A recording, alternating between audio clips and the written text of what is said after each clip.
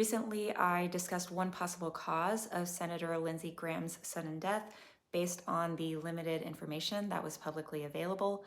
Since then, preliminary findings from the coroner have identified the cause of death as an aortic dissection. Now, the aorta is the largest artery in your body.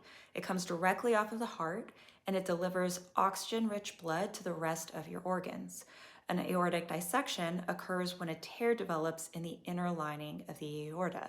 Blood then enters through that tear and forces its way between the layers of the vessel wall, creating what's called a false lumen.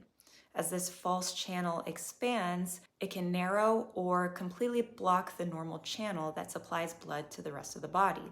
Aortic dissection is one of the most dangerous vascular emergencies in medicine, but it's actually pretty rare. It occurs in about 5 to 30 people out of every 1 million people per year.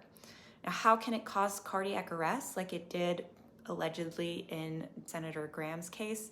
So there are several ways that a dissection can cause cardiac arrest. If the dissection ruptures, which basically means the aorta bursts, it can cause catastrophic internal bleeding, which leads to cardiac arrest. If the dissection extends backward toward the heart, blood can actually accumulate around the heart in a condition called cardiac tamponade, and this prevents the heart from filling properly, which subsequently can lead to cardiac arrest. The dissection can also block the coronary arteries, which are the blood vessels that supply the heart with fresh oxygen, and this will result in a heart attack and subsequent cardiac arrest potentially. The classic symptom of aortic dissection that we're all taught in medical training is the sudden onset of severe chest pain or pain in the back between the shoulder blades that is described as tearing, ripping,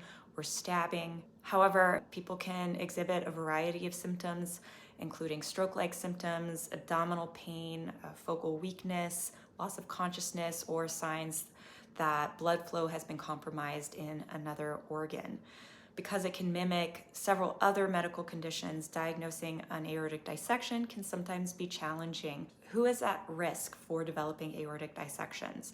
The most important risk factor is a long-standing history of high blood pressure. Other important risk factors include smoking, atherosclerosis, family history of aortic dissection, cocaine use or use of other stimulants, a pre-existing aortic aneurysm, bicuspid aortic valve, or a connective tissue disease like Ehlers-Danlos syndrome or Marfan syndrome. Other risk factors include pregnancy or prior aortic surgery. How does someone lower their risk of aortic dissection? The biggest thing that you could do is control your blood pressure.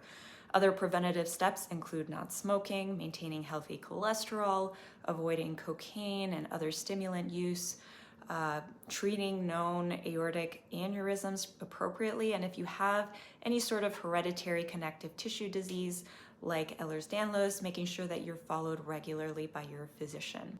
As always, this video is intended for educational purposes only. Again, these are the preliminary findings from the coroner, and additional testing may still be pending for Senator Graham's cause of death. My goal here, as always, is to explain the medical science in a way that's understandable. We'll see you in the next video.